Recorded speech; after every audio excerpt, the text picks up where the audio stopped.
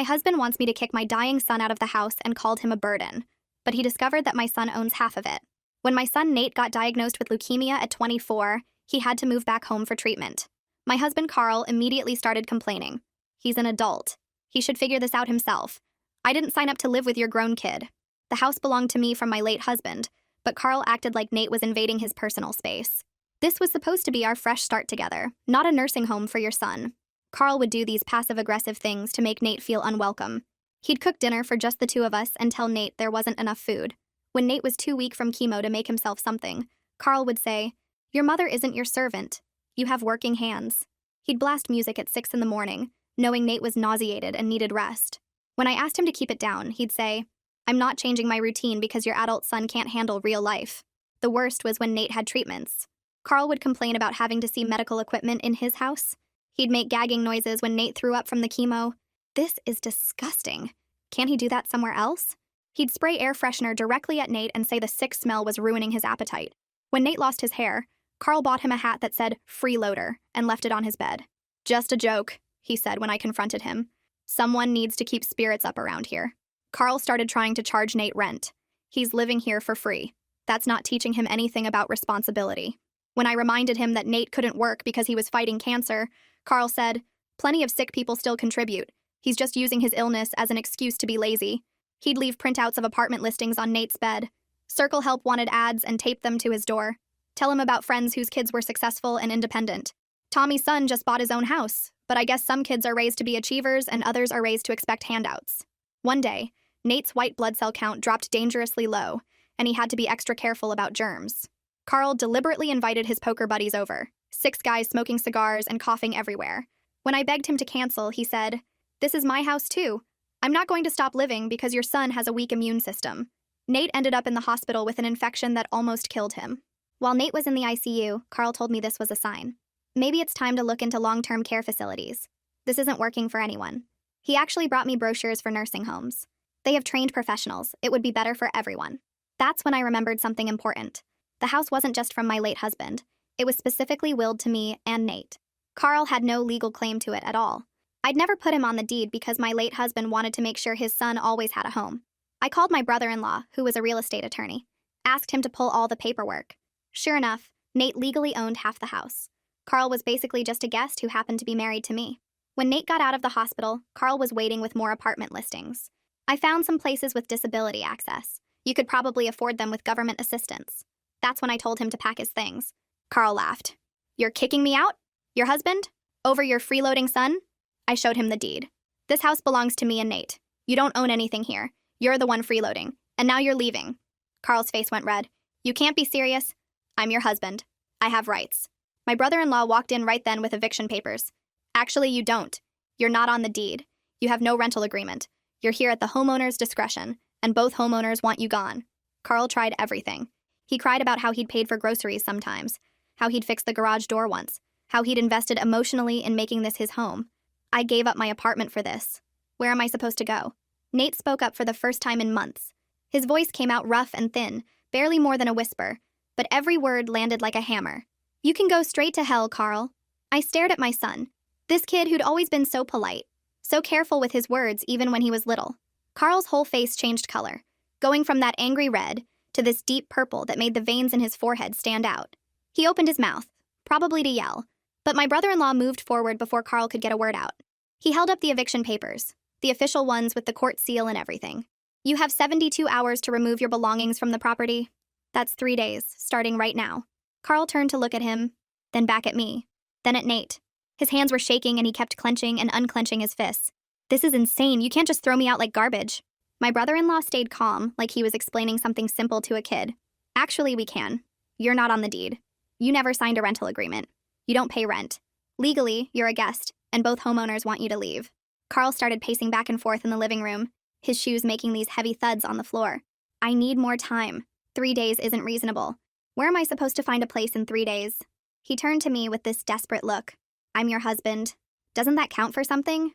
Don't I have rights?" My brother-in-law shook his head. "Spousal rights don't override property ownership. The house belongs to your wife and her son. You have no legal claim to it.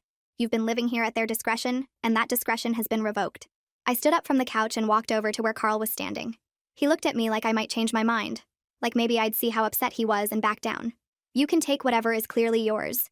Your clothes, your personal stuff, anything you brought into this house, but anything we bought together stays here because you contributed almost nothing financially over the years. Carl's eyes went wide.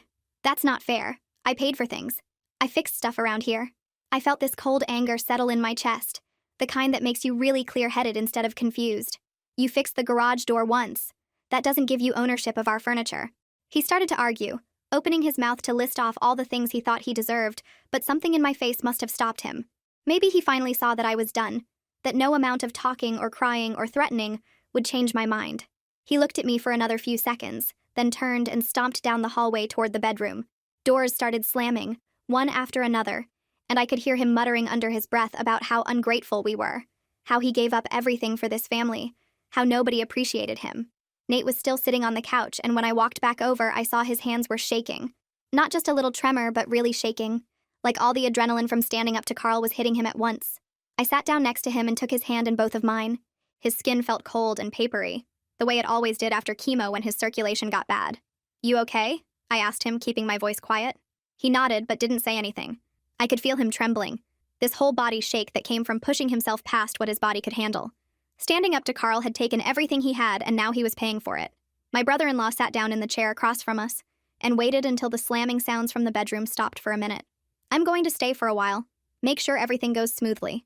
Do you have plans for dinner?" I realized I hadn't even thought about food. The whole confrontation had pushed everything else out of my mind. "I don't know. I could order something." He pulled out his phone and started looking at delivery options. "Let me take care of it. You two just sit here and breathe for a minute." While he scrolled through restaurant menus, I kept holding Nate's hand. The shaking was starting to ease up a little, but he still looked exhausted.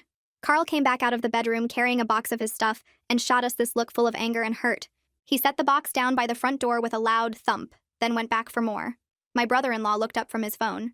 "We should probably have a police officer here when he actually moves out, just to make sure everything stays peaceful." I nodded. "Can you arrange that?" He tapped something on his phone. "I'll make some calls tomorrow. We'll schedule it for the third day. Give him the full 72 hours, but make sure he leaves on time." Carl made another trip past us with a laundry basket full of clothes. He was moving fast, angry movements, grabbing things and shoving them into bags without any care. More doors slammed. More muttering about betrayal and ingratitude. My brother-in-law ordered Chinese food from that place on Main Street that Nate used to like before he got sick. When it arrived, we sat at the kitchen table and ate while Carl continued packing in the other room. Nate managed a few bites of rice, which was more than he'd eaten at dinner in weeks. "How are you feeling?" my brother-in-law asked him. Nate put down his fork and looked at his plate. "Tired, but good. Like I should have said something months ago." I squeezed his shoulder. "You said it when it mattered. That's what counts." We spent the rest of the evening planning the next few days. My brother-in-law wrote everything down in his phone, making a list of what needed to happen and when. Call the police department tomorrow morning. Schedule the officer for day 3. Change the locks immediately after Carl leaves. Make sure I had copies of all the legal documents. Check that Carl wasn't trying to take anything that belonged to me or Nate. That night, after my brother-in-law left and Nate went to bed, I lay in the guest room listening to Carl bang around in our old bedroom. He was making as much noise as possible, slamming drawers and dropping things on purpose. But instead of making me anxious like it usually did, the sound just made me feel relieved. Every bang was one step closer to him being gone. I realized I was sleeping better than I had in months, even with all the noise. Just knowing he'd be out of here soon made everything feel lighter, like someone had lifted this heavy weight off my chest that I'd gotten. So used to carrying, I forgot it was there. The next morning, Carl showed up at breakfast with red eyes and a crumpled tissue.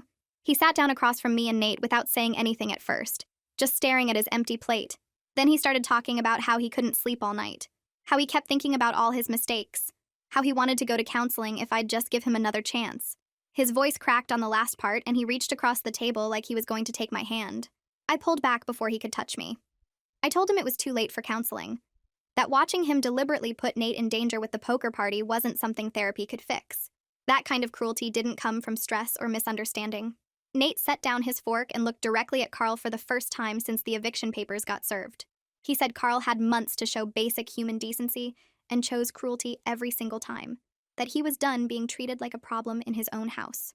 Carl's face shifted from sad to angry in about 2 seconds. He stood up fast enough that his chair scraped loud against the floor, started saying we were both ungrateful and that he gave up his whole life to be here.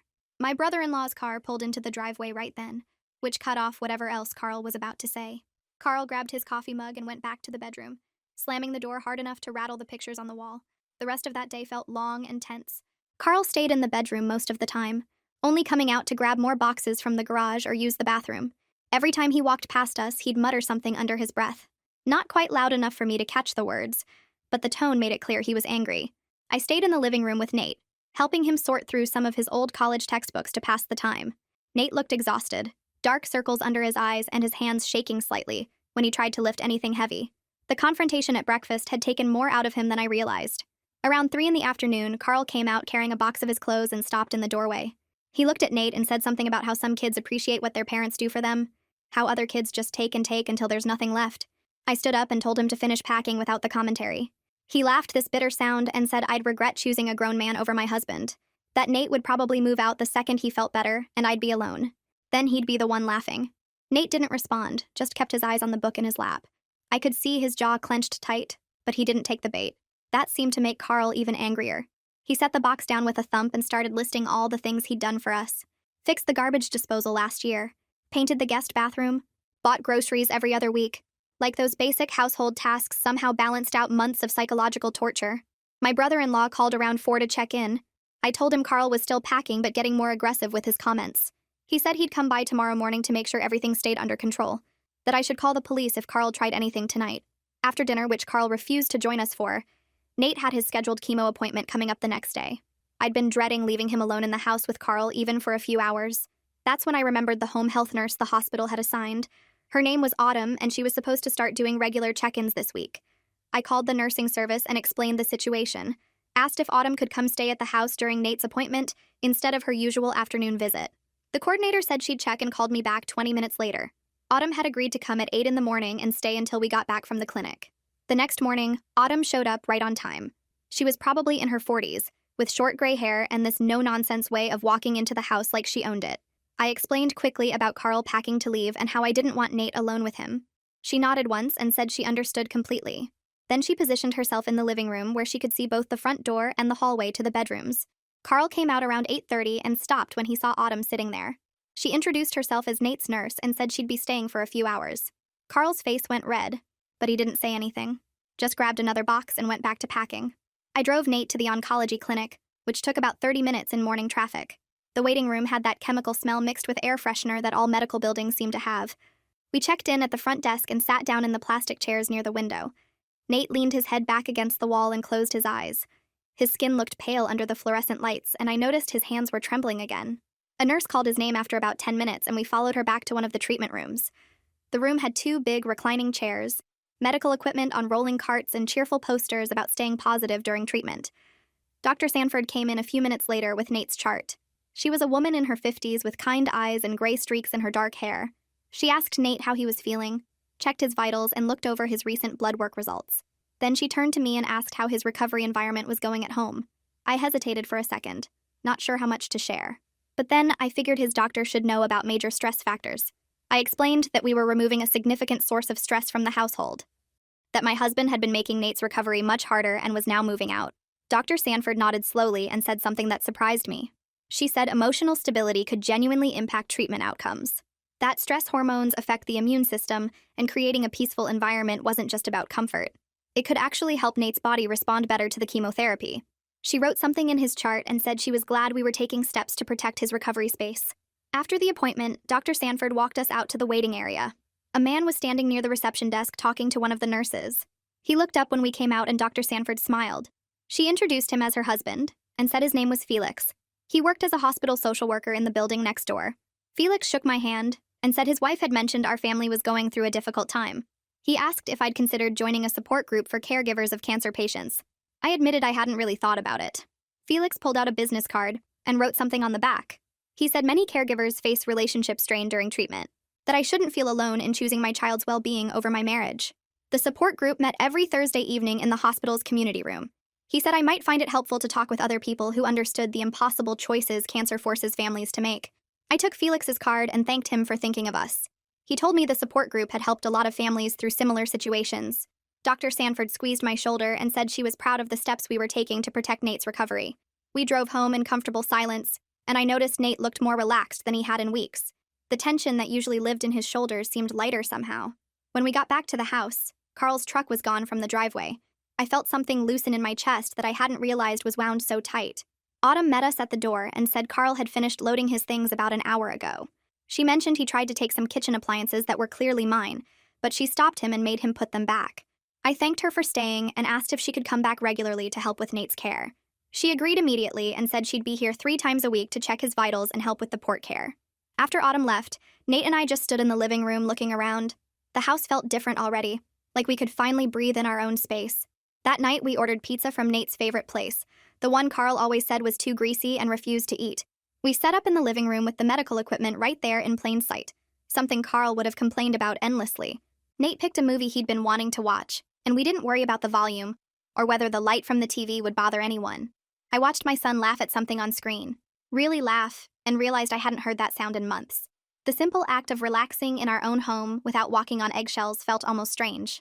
Over the next week, I threw myself into making the house a real recovery space for Nate. I moved furniture in his room so he could reach everything he needed without getting up too much. His medications went into a proper organizer with alarms so we wouldn't miss doses. I planned meals around his nausea patterns, keeping bland foods ready for bad days, and his favorites available when he felt better. The spare bedroom became a quiet space where he could rest when the living room felt too bright or loud. I bought blackout curtains and a white noise machine.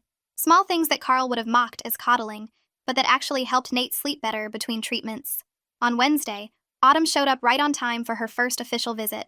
She checked Nate's blood pressure, temperature, and oxygen levels while asking him questions about his symptoms.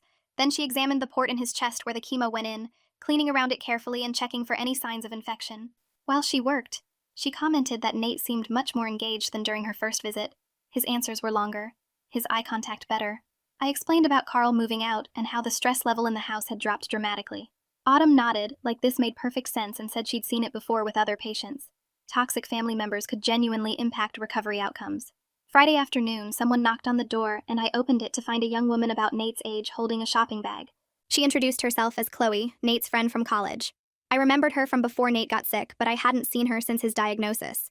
Kloe explained that she'd wanted to visit earlier, but Carl had made her feel so unwelcome the one time she tried that she'd been afraid to come back. She'd called Nate yesterday, and he told her Carl was gone, so she hoped it was okay to stop by now. I invited her in immediately, and Nate's whole face lit up when he saw her.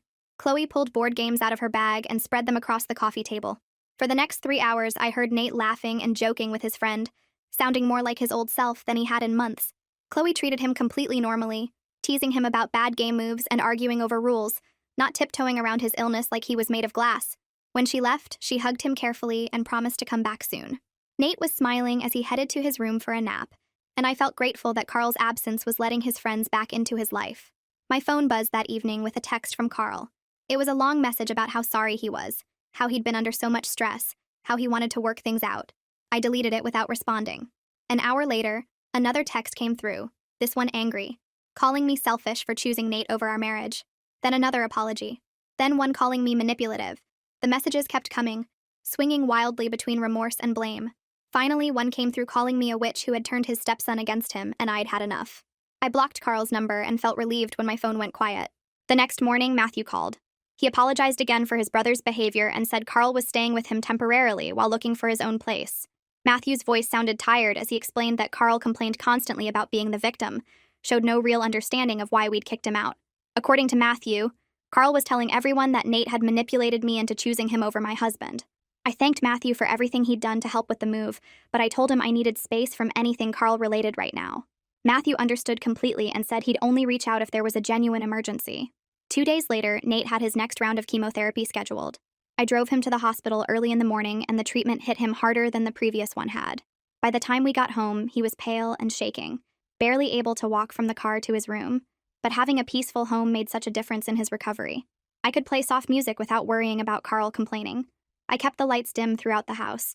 I focused entirely on Nate's comfort, bringing him water and crackers, helping him to the bathroom, sitting with him when the nausea got bad. There was no one making gagging noises or spraying air freshener or commenting about how disgusting it all was. Just quiet support and care. A week after that treatment, we went back to Dr. Sanford's office for blood work results. She looked over the numbers carefully before telling us that Nate's white blood cell count was improving. He wasn't out of danger yet, and the treatment still had a long way to go, but the progress was genuine and encouraging. Dr. Sanford emphasized how important it was to maintain the low-stress environment we'd created. She said emotional stability affected the immune system in measurable ways, and removing Carl from the house had likely contributed to Nate's improved numbers. The next day, Felix called to check in on us. He asked how we were managing financially with all the medical bills piling up. I admitted it was getting scary, that I was worried about being able to afford Nate's medications on top of everything else. Felix said he'd been looking into some options and thought he could connect us with a financial assistance program through the hospital. He walked me through the application process over the phone, and by the end of the call, he'd submitted everything we needed. 3 days later, Felix called back to say we'd been approved. The program would cover a significant portion of Nate's medication costs going forward. I hung up the phone and cried with relief, overwhelmed by the kindness of people who barely knew us but wanted to help anyway. Requested Reds is on Spotify now. Check out link in the description or comments. The caregiver support group met in a church basement every Tuesday evening. I walked in nervous, not sure what to expect, and found about 15 people sitting in a circle of folding chairs. A woman named Patricia ran the group and welcomed me warmly, asking me to share my story when I felt ready. I listened to other parents talk about their kids going through cancer treatment. One father described his teenage daughter's bone cancer and how exhausting the hospital stays were. A mother talked about her son's brain tumor and the constant worry that came with every scan. Several people mentioned relationship strain with their partners, and I realized Carl's behavior wasn't completely unique, though his cruelty seemed more extreme than most. One man said his wife couldn't handle seeing their child sick and spent most evenings at her sister's house. Another woman mentioned her husband drank more during their daughter's treatment and became distant. The common thread was partners who couldn't cope and made everything harder instead of being supportive. When Patricia asked if I wanted to share, I told them about Nate's leukemia and about kicking Carl out of the house. The group listened quietly as I explained how Carl had made Nate feel unwelcome in his own home, how he'd endangered Nate's life with the poker party, how he'd suggested nursing homes while Nate was in the ICU. A woman named Jennifer spoke up after I finished. She said she divorced her husband 2 years ago during her daughter's treatment because his stress and complaints made everything worse. Her voice was steady as she explained it was the hardest decision she ever made, but absolutely the right one. Her daughter was in remission now, and Jennifer said removing that toxic stress from their home had helped both of them heal. She looked directly at me and said I'd done the right thing, that protecting my son was what mattered most. Other people nodded, and several shared similar stories of having to choose between their sick child and an unsupportive partner. I left that meeting feeling validated in a way I hadn't expected, knowing other parents understood exactly why I'd made the choice I did. At home, Nate and I started building new routines together. We'd have coffee in the kitchen each morning when he was feeling okay, sitting at the table and talking about nothing important, just enjoying the quiet peace of the house.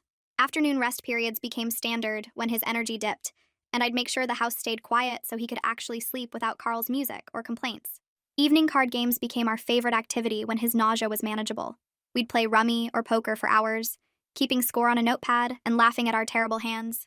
The rhythm felt natural and healing in ways I hadn't experienced since before Carl moved in.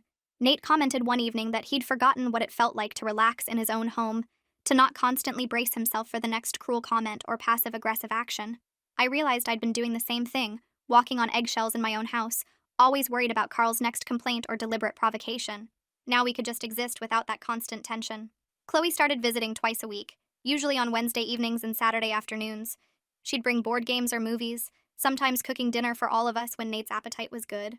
The second week she visited, she brought 2 other friends from college who wanted to support Nate. A guy named Ryan and a girl named Sophie showed up with pizza and a stack of video games. They treated Nate normally, joking with him, and including him in conversations without tiptoeing around his illness or treating him like he was fragile. The house filled with young voices and laughter, the kind of energy that had been completely absent during Carl's time here. Carl had preferred oppressive silence, complaining if Nate made any noise or had friends over. Now the living room buzzed with life, and I could see Nate's spirits lift with each visit. He smiled more, engaged more, seemed more like himself than he had in months. My phone buzzed one evening with a notification from Nate's laptop. He'd set up his social media to alert me if Carl tried to contact him, and sure enough, there were 3 messages from Carl in his inbox. The first one talked about how hurt Carl was, how he'd made mistakes but wanted to make things right. The second one asked Nate to convince me to reconsider, saying we were a family and families work through problems. The third one got manipulative, saying Nate must know how much stress Carl was under and how unfair it was to kick him out during such a difficult time. Nate blocked Carl immediately when I showed him the messages. He said he wanted me to know what Carl tried so there wouldn't be any secrets or ways for Carl to manipulate either of us separately. I was proud of how clearly Nate saw through Carl's tactics, how he didn't fall for the guilt trips or emotional manipulation. My brother-in-law called a few days later to check in and mentioned something interesting. Carl had apparently contacted him about challenging the eviction legally, asking if there was any way to claim rights to the house or force his way back in. My brother-in-law told Carl he had absolutely no legal standing since his name wasn't on the deed. He'd never paid rent and there was no legal agreement giving him any claim to the property.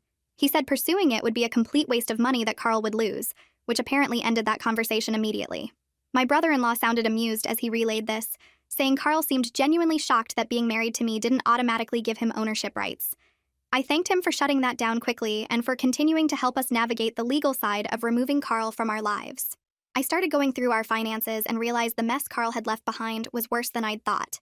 He'd maxed out 2 credit cards that had my name on them, spending money on things I never saw or benefited from.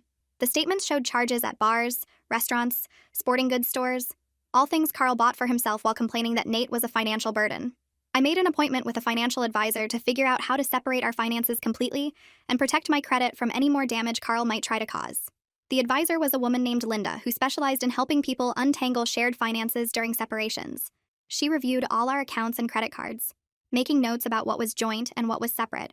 Linda explained that since the house was only in my and Nate's names, Carl couldn't claim any equity even though we were still legally married.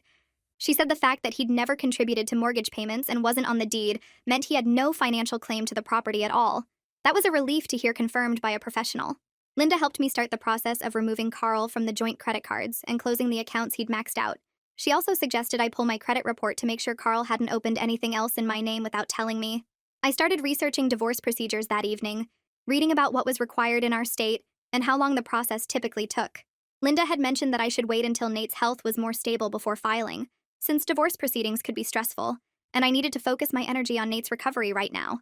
But knowing the information and having a plan made me feel more in control of the situation. Nate had a particularly good week where his energy levels improved noticeably. His nausea was manageable with medication, and he actually felt like eating regular meals instead of just crackers and soup. We took short walks around the neighborhood in the early evening when the air was cooler. The first walk was just to the end of our block and back, but by the end of the week we were making it around the whole block without him needing to stop and rest. During one of these walks, Nate said he'd forgotten what it felt like to be relaxed in his own home, to not constantly feel like he was intruding or being judged. He said the difference in his stress levels was huge, that he could actually focus on getting better, instead of managing Carl's hostility on top of managing cancer. I squeezed his hand and told him that's exactly what I wanted, for him to be able to heal without additional burdens. We had an appointment with Dr. Sanford at the end of that good week. She reviewed Nate's latest blood work and examined him carefully, asking detailed questions about his symptoms and energy levels. After reviewing everything, she said she wanted to adjust his treatment protocol based on his improved response to the chemotherapy. The current drugs were working better than she'd initially projected, and his body was tolerating them well. She explained the adjustments she wanted to make and what we could expect in terms of side effects and recovery time. Then she looked at both of us and said she was cautiously optimistic that we were seeing real progress. Her exact words were that the leukemia was responding to treatment in encouraging ways, though she reminded us that this was a marathon and not a sprint. There would be months more of treatment ahead, possibly years of maintenance therapy, but the trajectory was good. Nate and I left that appointment feeling hopeful for the first time since his diagnosis, like maybe we really could beat this thing. The next afternoon, Travis stopped by while I was checking the mail. He shifted his weight from foot to foot, looking uncomfortable about whatever he needed to say. He mentioned he'd seen Carl's car drive past the house twice in the past week, both times going really slow, like he was checking to see who was home. I thanked Travis for telling me and went inside to call the police non-emergency line. The woman who answered took down all the information about the drive-bys and Carl's previous eviction. She said they'd create a report to start a paper trail in case Carl tried anything worse later. Having it documented made me feel slightly better, like we had some protection if things got bad. 2 days later, the officer who'd supervised Carl's move called to check in. He asked if Carl had tried to contact us or come back to the property. I told him about the drive-bys Travis witnessed. The officer suggested I said I wanted to wait and see if Carl would stop on his own first, that maybe he just needed time to accept the situation. The officer said that was my choice, but to call immediately if Carl approached the house or tried to contact either of us directly. Autumn came for her regular visit that Thursday morning.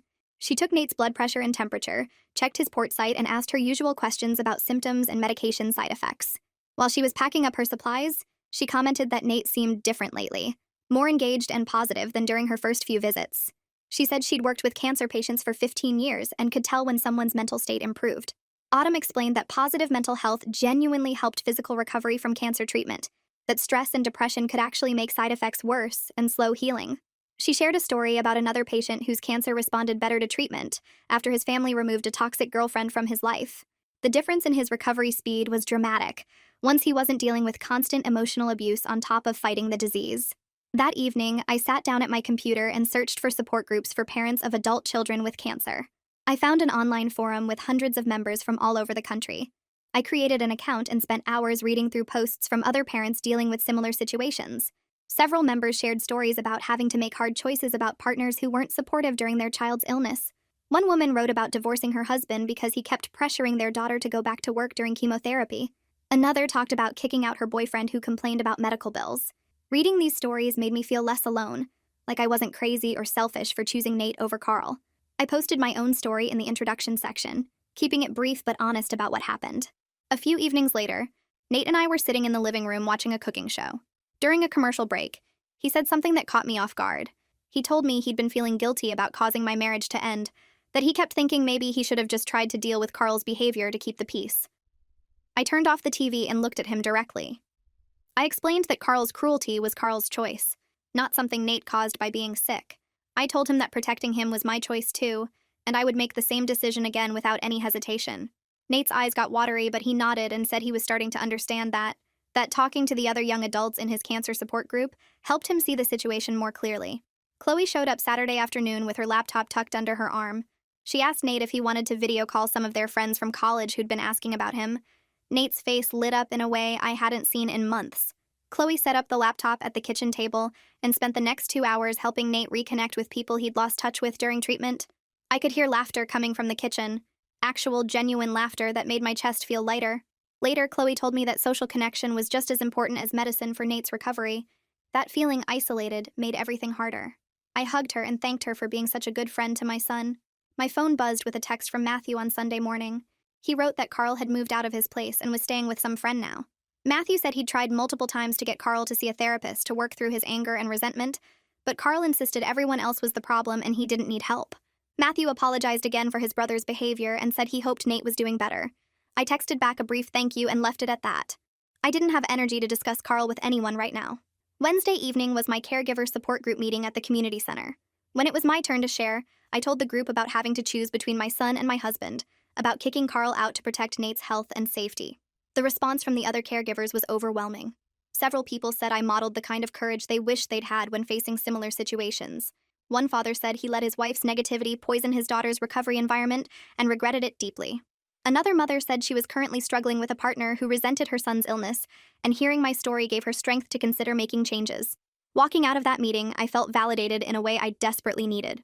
Thursday afternoon brought news that made everything feel worthwhile. Dr. Sanford called me into her office after examining Nate. She pulled up his latest scan results on her computer screen and pointed to several areas. The leukemia was responding to treatment better than she'd projected initially. The cancer markers in his blood were dropping faster than expected, and the bone marrow biopsy showed significant improvement. She was careful to say we weren't done yet, that Nate still had months of treatment ahead, and we needed to stay vigilant. But this was genuinely good news, the kind of progress that gave real hope for long-term remission. That night felt like a celebration was actually appropriate for once. Nate requested his favorite restaurant, a Thai place that made this coconut curry he'd been craving for weeks. I ordered delivery, and we set the table with real plates instead of eating from containers. We talked carefully about future plans, not wanting to jinx anything, but allowing ourselves to hope for the first time in months. Nate mentioned maybe going back to finish his degree once he was in remission. I talked about the vegetable garden I wanted to plant in the spring. We didn't make any concrete promises to the universe, just let ourselves imagine a future where cancer wasn't the center of everything. I scheduled an appointment with a divorce attorney the following week. The office was downtown in a plain brick building with worn carpet and fluorescent lights that hummed. The attorney was a woman in her 50s who looked tired but competent. She pulled out a yellow legal pad and asked me basic questions about the marriage. How long we'd been married, whether we had kids together, what assets we shared. I explained that we'd been married 3 years, no children together, and the house belonged to me and my son from my first marriage. She nodded and made notes. She asked about bank accounts, and I told her we had one joint checking account that Carl used for groceries sometimes, but my main accounts were separate. She said that would make things easier. She explained the divorce process in straightforward terms, no legal jargon that would confuse me. I'd need to file a petition, serve Carl with papers, wait through a mandatory separation period. Since we had no shared property and no kids, the whole thing should take about 6 months if Carl didn't fight it. She asked if I thought he would contest the divorce. I said probably not, since he seemed more interested in playing victim than actually fixing anything. She wrote that down too. The consultation lasted 40 minutes and cost $200, but I left feeling like I finally had a clear path forward instead of just existing in this weird limbo. The attorney brought up something I hadn't considered. She said Carl's documented harassment of my son, combined with the eviction circumstances, would work strongly in my favor if Carl tried to claim spousal support or any financial settlement. I'd brought copies of the eviction papers and some text messages where Carl complained about Nate being a burden. She looked through everything carefully and said this created a clear pattern of behavior that no judge would reward. She mentioned that deliberately endangering a cancer patient by inviting sick people into the home could even be considered reckless endangerment in some contexts. I felt this huge sense of relief wash over me. All those months of documenting Carl's cruelty, keeping records of his behavior, noting down the worst incidents, it wasn't just my hurt feelings or overreaction. It was actual evidence that protected me legally. She made copies of everything I brought and added them to my file. She said to keep documenting anything Carl tried going forward, any contact attempts or harassment, because it would only strengthen my case. I walked out of that office feeling lighter than I had in months, knowing I had real legal protection instead of just hoping Carl would leave us alone. Travis stopped me in the driveway a few days later while I was getting the mail. He mentioned casually that he hadn't seen Carl's car drive by in about 2 weeks now. I realized as he said it that I'd stopped watching for Carl constantly. For the first few weeks after the eviction, I'd been jumping at every car sound, checking the windows whenever I heard an engine, keeping my phone close in case Carl showed up and caused problems. But somewhere along the way, that hypervigilance had faded without me noticing. I wasn't constantly braced for confrontation anymore. I could sit in my living room without watching the street. I could focus on Nate's care without part of my brain always scanning for threats. Travis said he'd keep an eye out anyway, just to be safe, but it seemed like Carl had finally accepted he wasn't welcome here. I thanked him for watching out for us and went back inside. The house felt different now, safer somehow, like we could actually relax instead of constantly preparing for the next attack. That evening, I realized I'd gone the whole day without thinking about Carl once, and that felt like progress. Autumn showed up for her regular check on Nate with a folder of information she'd printed out. She said she'd been talking to some colleagues at the hospital about resources for young adults with cancer, and they'd mentioned a support group that met twice a month specifically for people in their 20s dealing with cancer treatment. The group was facilitated by a social worker and met at the community center near the hospital. She thought Nate might benefit from meeting people his own age who understood what he was going through, since most cancer support groups skewed older and had different concerns. I brought the information to Nate after Autumn left. He looked through the flyer without much enthusiasm at first. He'd gotten used to isolation during treatment, pulling away from friends who didn't understand and couldn't relate to suddenly being sick at 24. But I pointed out that these would be people who got it, who were living the same reality he was. He said he'd think about it. 2 days later, he asked if I could drive him to the next meeting. I felt hopeful that he was willing to try, that he wanted to connect with people again, instead of just retreating further into himself. The young adult cancer group met on Thursday evenings in a conference room at the community center. I drove Nate to his first meeting and waited in the parking lot, giving him space but staying close in case he needed to leave early. He was in there for 90 minutes. When he came out, his face looked different, more open than it had been in months. On the drive home, he told me about the people he'd met.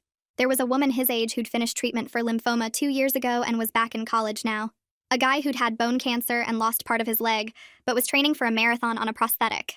Another woman currently in treatment like Nate, who talked about her plans to travel once she hit remission.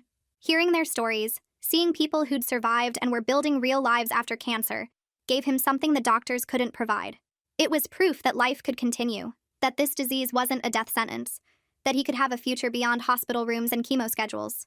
He said he wanted to go back to the next meeting. I felt grateful to Autumn for bringing us that information, for thinking about what Nate needed beyond just medical care. Nate went to 3 more meetings over the next month and a half. Each time he came home a little more energized, a little more hopeful about his future.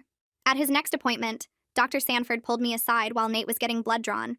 She wanted to discuss his long-term treatment plan, now that he was responding so well to chemotherapy. She explained that Nate would need maintenance therapy for years, probably low-dose chemo and regular monitoring, but the prognosis was genuinely good. She used words like remission and survival rate and 5-year outlook, terms that felt almost impossible to believe after months of just trying to keep him alive day to day. She said his positive response to treatment was partly due to his age and overall health before diagnosis, but she also credited the stable home environment we'd created. Stress impacts treatment outcomes more than people realize, she said. Patients who feel safe and supported tend to respond better to therapy. She didn't know the details of what we'd been through with Carl, but she could see the difference in Nate's demeanor over the past few months. I thanked her and felt this overwhelming sense that kicking Carl out had been the right choice, that protecting Nate's peace had literally helped save his life. I woke up one morning without a headache for the first time in months. I'd been having tension headaches almost daily during Carl's time in the house, plus sleeping badly, waking up multiple times a night, never feeling fully rested. I'd normalized these symptoms, figured they were just part of being a caregiver under stress. But as the weeks passed after Carl left, I realized my body was healing too. The headaches stopped. I started sleeping through the night. My stomach problems cleared up. I had more energy during the day.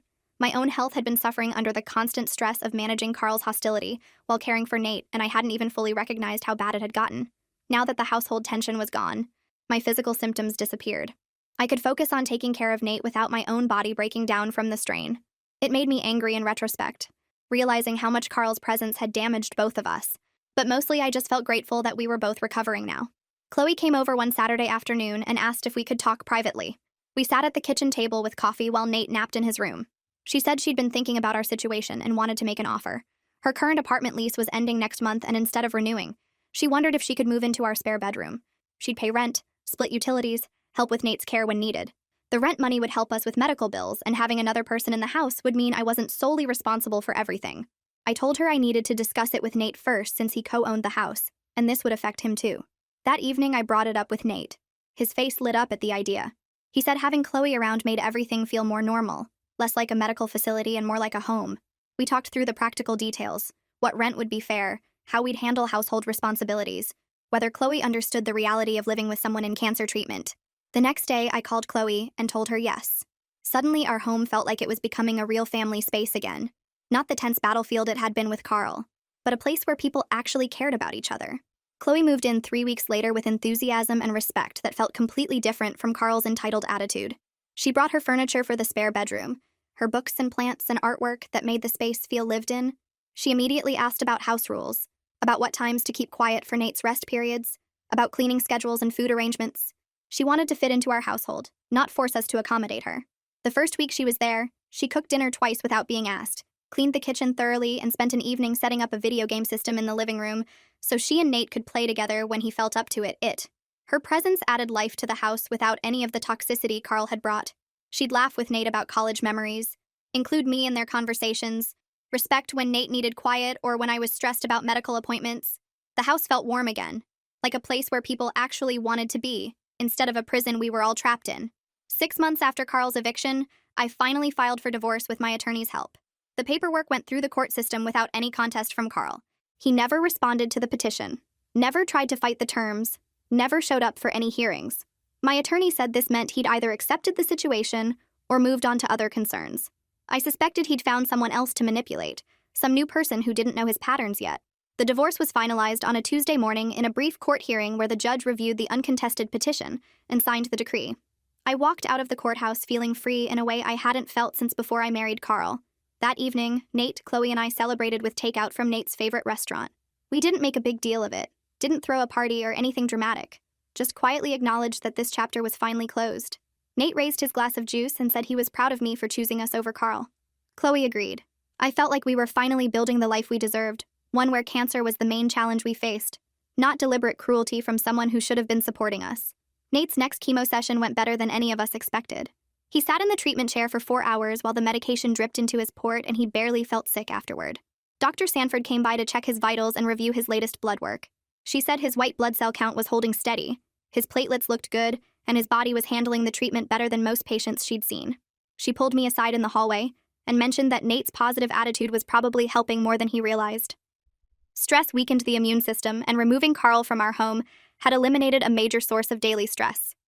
She said she'd seen patients turn around completely once toxic people left their lives, and Nate seemed to be following that pattern. I felt relief wash over me knowing we'd made the right choice. When we got home that evening, Nate actually had enough energy to help me make dinner. He chopped vegetables while I cooked chicken, and we talked about normal things like what movie we wanted to watch later. It felt almost normal, like we were just a regular family doing regular things instead of fighting cancer every single day. The three of us fell into comfortable routines over the next few weeks. Friday nights became movie night where we'd order pizza and watch whatever Nate picked. Kloe always made popcorn with extra butter, and we'd pile blankets on the couch and just relax together. Sunday mornings meant breakfast together at the kitchen table. Kloe would make pancakes, I'd cook eggs and bacon, and Nate would set the table and pour orange juice. We'd sit there for hours sometimes, just talking and laughing about nothing important. The house felt warm and alive in ways it never had when Carl lived here. There was no tension hanging in the air, no walking on eggshells, no wondering when the next cruel comment would come. Kloe fit into our little family perfectly. She respected Nate's need for quiet when he felt sick. She helped with cleaning without being asked, and she made both of us laugh when we needed it most. Having her there meant I wasn't carrying everything alone anymore, and Nate had someone his own age to talk to about normal things. My brother-in-law came over for dinner on a Thursday evening. I'd made lasagna, Nate's favorite meal, and we all sat around the dining room table together. He looked around the house and commented on how different everything felt now. He said Nate looked healthier, that there was color in his face again, and that I seemed happier and less stressed than he'd seen me in years. He told us that helping us evict Carl was one of the most satisfying legal cases he'd ever handled. Most of his work involved boring paperwork and difficult divorces, but getting to help family and remove someone genuinely harmful from our lives felt meaningful. He said he'd worried about me during those months with Carl, that he'd seen how drained I looked whenever he visited, but he hadn't wanted to overstep. Now he could see we were healing, both of us, and that made him glad he'd been able to help. Nate thanked him for stepping in when we needed it, and my brother-in-law just smiled and said that's what family does. One evening, about a week later, Nate and I sat together on the front porch watching the sun go down. The sky turned orange and pink, and the air was cool, but not cold. Nate was wrapped in a blanket and I had my coffee mug warming my hands. He turned to me and said thank you for choosing him when it mattered most. His voice was quiet but steady. I felt tears start to form, but I blinked them back and told him there was never really a choice to make. Protecting your child is what love looks like, and I was grateful we both got to heal together in the home that was always meant to be ours. He nodded and looked back at the sunset. We sat there in comfortable silence for a while, just being together.